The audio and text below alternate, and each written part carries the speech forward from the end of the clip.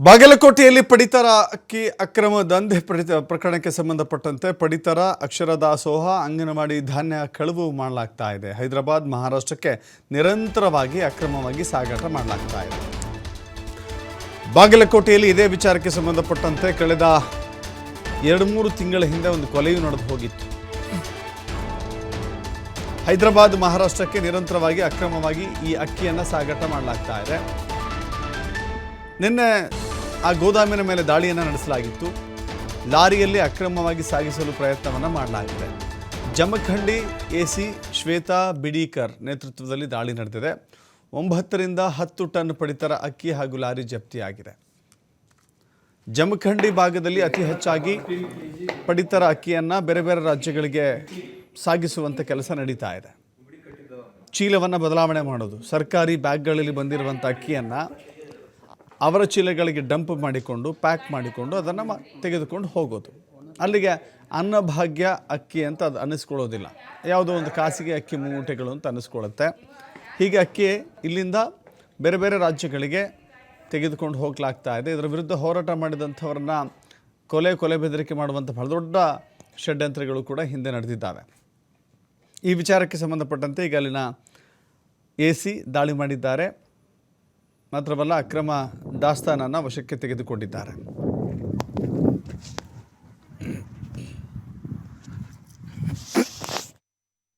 ಉಪವಿಭಾಗದ ಅಂದರೆ ಜಮಖಂಡಿ ಉಪವಿಭಾಗದ ಎಲ್ಲ ಸಾರ್ವಜನಿಕರಿಗೆ ಮತ್ತು ಪಡಿತರ ಅಂಗಡಿಯ ಮಾಲೀಕರುಗಳಿಗೆ ಒಂದು ವಿಶೇಷವಾದಂತಹ ಸೂಚನೆಯನ್ನು ನಾವು ಈ ಮೂಲಕ ಕೊಡ್ತಾ ಇದ್ದೇವೆ. ತಮಗೆಲ್ಲ ಗೊತ್ತಿದೆ, ಪಡಿತರ ಅಕ್ಕಿ ಏನು ಪ್ರತಿ ಒಬ್ಬ BPL ಕಾರ್ಡ್ ಹೋಲ್ಡರ್ನ ಪ್ರತಿ ಒಬ್ಬ ಫ್ಯಾಮಿಲಿಯ ಒಬ್ಬ ವ್ಯಕ್ತಿಗೆ 10 kg ಅಕ್ಕಿಯನ್ನು ನಾವು ಕೊಡ್ತೇವೆ. ಇದು ಪ್ರತಿ ತಿಂಗಳು ಡಿಸೆಂಬರ್ 10ರಿಂದ 20 ಪ್ರತಿ ತಿಂಗಳು 10ರಿಂದ 20ರವರೆಗೆ ಆಗ್ತದೆ.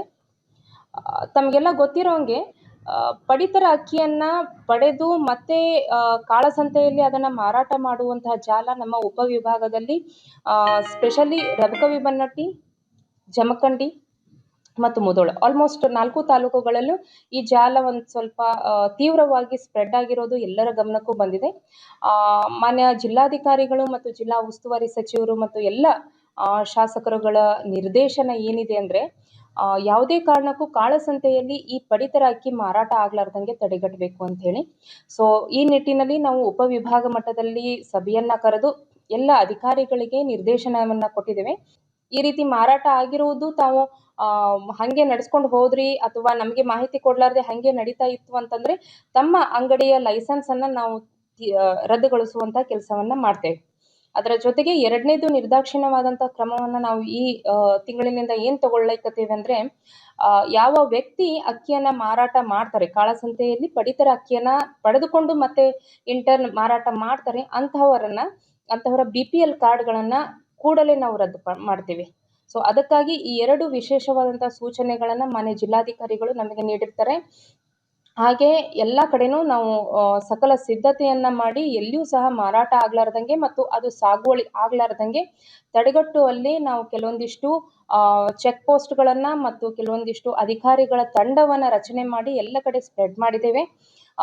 ಇನ್ನು ಮುಂದೆ ಆ ರೀತಿ ಏನಾದರೂ ಕಂಡು ಬಂತು ಅಂತಂದ್ರೆ ಬಹಳ ತೀವ್ರವಾಗಿ ಮತ್ತಷ್ಟು ಮಾಹಿತಿ ನಮ್ಮ ಪ್ರತಿನಿಧಿ ಗುರು ನೀಡ್ತಾರೆ. ಗುರು, ಅವ್ಯಾಹತವಾಗಿ ನಡೀತಾ ಇರುವಂಥ ದಂಧೆ ಅದು, ಆದರೂ ಕೂಡ ಕಡಿವಾಣ ಹಾಕಲಿಕ್ಕೆ ಈಗ ಮುಂದಾಗಿದ್ದಾರೆ ಅಂತ ಹೇಳಿದ್ರೆ ನಿಜಕ್ಕೂ ಕೂಡ ಇದನ್ನು ಸ್ವಾಗತಿಸಬೇಕಾಗತ್ತೆ. ಬಟ್ ಇದು ಆರಂಭ ಶೂರತ್ವದ ಕೆಲಸ ಮಾತ್ರ ಆಗಬಾರ್ದು ಅಂತ ಹೇಳಿ.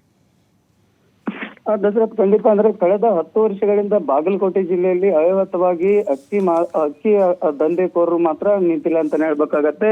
ಸಾಕಷ್ಟು ಬಾರಿ ಇಲಾಖೆ ಅಧಿಕಾರಿಗಳು ಪ್ರಕರಣವನ್ನ ದಾಖಲು ಮಾಡಿಕೊಳ್ಳುವಂತ ಸಂದರ್ಭದಲ್ಲಿ ಅಲ್ಲಿ ಏನು ಅಕ್ಕಿ ಮಾಲೀಕರ ಒಂದು ಗೋದಾಮು ಏನಿದೆ, ಆ ಗೋದಾಮು ಯಾರ್ದು ಅನ್ನುವಂಥದ್ದನ್ನ FIR ಅಲ್ಲಿ ಉಲ್ಲೇಖ ಇರಲ್ಲ. ಅದಾದ ಬಳಿಕ ಅದು ಯಾರ್ದು, ಅದರ ಹಿಂದೆ ಯಾರಿದ್ದಾರೆ ಅನ್ನುವಂತ ಮಾಹಿತಿಯನ್ನ ಕೂಡ ಅಲ್ಲಿ ಆಹಾರ ಇಲಾಖೆ ಅಧಿಕಾರಿಗಳು ಅವರ ಮೇಲೆ FIR ಅನ್ನ ಉಲ್ಲೇಖ ಮಾಡೋಲ್ಲ. ಕೇವಲ ಅಲ್ಲಿಯ ಲಾರಿ ಡ್ರೈವರ್ಗಳು ಮತ್ತು ಅಲ್ಲಿ ಕೂಲಿ ಕಾರ್ಮಿಕರ ಒಂದು ಕೆಲಸ ಮಾಡುವಂತವರ ಮೇಲೆ FIR ಉಲ್ಲೇಖವನ್ನ ಮಾಡ್ತಾರೆ. ಅಂದ್ರೆ ಪ್ರಮುಖವಾಗಿರ್ತಕ್ಕಂತ ಅಕ್ಕಿ ಗೋದಾಮಿ ಯಾರದು, ಅದರ ಹಿಂದೆ ಯಾರಿದ್ದಾರೆ ಅನ್ನುವಂತ ಜಾಡಕ್ಕೆ ಕೂಡ ಇವತ್ತಿನವರೆಗೂ ಅಧಿಕಾರಿಗಳು ಹಿಂದೇಟ ಹಾಕುವಂತ ಕೆಲಸಕ್ಕೆ ಏನಾದ್ರೂ ಮುಂದಾದ್ರು ಅನ್ನೋಂತ ಪ್ರಶ್ನೆಯನ್ನ ಉದ್ಭವ ಆಗಿರುವಂತದ್ದು. ಅದರಲ್ಲಿ ಪ್ರಮುಖವಾಗಿ ಪೊಲೀಸ್ ಇಲಾಖೆಯವರು SP ಸಿದ್ಧಾರ್ಥ ಗೋಯಲ್ ಅವರು ಕೂಡ ಮಾಹಿತಿಯನ್ನ ನೀಡ್ತಾರೆ. ಅವರು ಆಹಾರ ಇಲಾಖೆ ಅಧಿಕಾರಿಗಳು ಮಾಹಿತಿ ಮೇರೆಗೆ ನಾವು ಆ FIR ಉಲ್ಲೇಖವನ್ನ ತೆಗೆದುಕೊಂಡಿರ್ತೇವೆ, ಇದನ್ನ ನಮ್ಮ ಹದ್ದಿಗೆ ಬರೋದಿಲ್ಲ, ಅವರು ಯಾವ ಮಾಹಿತಿಯನ್ನ ಕೊಟ್ಟಿರ್ತಾರೆ ಆ ಮಾಹಿತಿ ಮೇಲೆ ನಾವು FIR ಅನ್ನ ಉಲ್ಲೇಖ ಮಾಡ್ತೀವಿ ಅನ್ನುವಂತ ಸಬೂಬನ್ನ ಇಲ್ಲಿ ಪೊಲೀಸ್ ಇಲಾಖೆಯವರು ಕೂಡ ಮಾಡ್ತಾರೆ. ಅಂದ್ರೆ ಒಬ್ಬರ ಮೇಲೆ ಇನ್ನೊಬ್ಬರು ಹಾಕೋದ್ರ ಮಟ್ಟಿಗೆ ಮತ್ತಷ್ಟು ಅವಿಹಿತವಾಗಿ ಅಕ್ಕಿ ಒಂದು ದಂಧೆಕೋರರು ಹೆಚ್ಚಾಗಿ ಕಾಣಿಸ್ಕೊಳ್ತಿರುವಂತದ್ದು. ಪ್ರಮುಖವಾಗಿ KDPಯ ಸಭೆಯಲ್ಲಿ ಕೂಡ ಏನು ಬೀಳಿಗಿ ಶಾಸಕರಾಗಿರ್ತಕ್ಕಂಥ JT ಪಾಟೀಲ್ ಅವರು ಹುಲಿಗಳನ್ನ ಬಿಟ್ಟು ಇಲಿಗಳ ಮೇಲೆ ಮಾತ್ರ FIR ಅನ್ನ ಹಾಕ್ತಾರೆ ಅನ್ನುವಂಥದ್ದನ್ನ ಸ್ವತಃ ಉಸ್ತುವಾರಿ ಸಚಿವರ KDP ಸಭೆಯಲ್ಲೇ ಕೂಡ ಹೇಳಿದ್ರು ಕೂಡ ಅವರ ಮೇಲೆ ಕ್ರಮ ವಹಿಸ್ತೇವೆ ಅನ್ನುವಂತ ಮಾಹಿತಿಯನ್ನ ಕೂಡ ಇಲ್ಲಿ ನೀಡುವಂತ ಕೆಲಸಕ್ಕೆ ಅಧಿಕಾರಿಗಳು ಶ್ರೀಶೈಲ್ ಅಂತಕ್ಕಂಥ ಕಂಕನವಾಡಿ ಅವರು ಆಹಾರ ಇಲಾಖೆ ಅಧಿಕಾರಿಗಳು ಮಾಹಿತಿಯನ್ನ ಕೊಡ್ತೇನೆ ಅನ್ನುವಂತ ಸಬೂಬನ್ನ ಕೂಡ ಹೇಳಿದ್ರು ಕೂಡ ನಿನ್ನೆ ಜಮಖಂಡಿಯ AC ಅವರು ಕೂಡ ಭೇಟಿಯಾಗಿ ಅಲ್ಲಿಯ ಅಕ್ಕಿ ದಂಧೆಕೋರರ ಮೇಲೆ ಏನು ಅಲ್ಲಿಯ ಲಾರಿ ಮತ್ತು ಅಲ್ಲಿಯ ಮಾಲೀಕರು ಮತ್ತು ಅವರ ಮೇಲೆ FIR ಉಲ್ಲೇಖ ಆಗುವುದಿಲ್ಲ, ಕೇವಲ ಡ್ರೈವರ್ಗಳು ಮತ್ತ ಅಲ್ಲಿರ್ತಕ್ಕಂಥ ಏನು ವಾಹನ ಇದೆ ಮತ್ತು 2 ಬೈಕ್ಗಳ ಮೇಲೆ ಮಾತ್ರ FIR ಅನ್ನ ಉಲ್ಲೇಖ ಮಾಡ್ತಾರೆ. ಅಂದ್ರೆ ಪ್ರಮುಖವಾಗಿ ಇದರಿಂದ ಯಾರಿದ್ದಾರೆ ಅನ್ನುವಂತ ಉಲ್ಲೇಖ ಕೂಡ ಇಲ್ಲಿವರೆಗೂ ಆಗಿಲ್ಲ. ಅಂದ್ರೆ ಅಕ್ಕಿಯ ಒಂದು ವ್ಯವಸ್ಥಿತವಾಗಿ ನಡೀತಾ ಇದು ಈಗ ಜಮಖಂಡಿಯ ಭಾಗದಲ್ಲಿ ಒಬ್ಬ ಪತ್ರಿಕಾ ಮಾಧ್ಯಮದವರ ಮೇಲೆ ಕೂಡ ಒಂದು ಹಲ್ಲೆ ಆಗಿ ಅವರ ಮೇಲೆ ಒಂದು ಸಾವು ಕೂಡ ಆಗಿರುವಂತ ಘಟನೆ ಬೆಳಕಿಗಾದ್ರೂ ಕೂಡ ಇನ್ನೂ ಅಕ್ಕಿಯ ಒಂದು ದಂಧೆಕೋರನ್ನ ಹಿಡಿಯುವಲ್ಲಿ ಅಧಿಕಾರಿಗಳು ವಿಫಲರಾದ್ರ ಅನ್ನುವಂತ ಪ್ರಶ್ನೆ ಕೂಡ ಉದ್ಭವ ಆಗಿರುವಂತದ್ದು.